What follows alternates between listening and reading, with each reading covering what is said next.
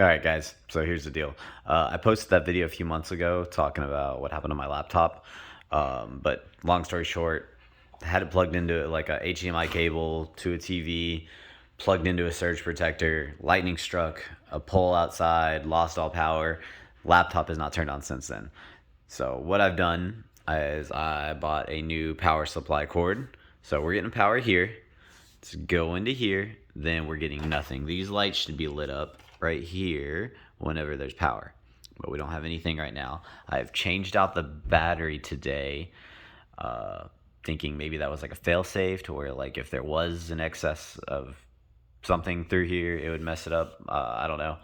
Not the most computer savvy. That's why I'm asking for help right now because it still has nothing. No power going to it. Everything looks fairly clean. No wires look burned up. Nothing bad or nothing like obviously bad.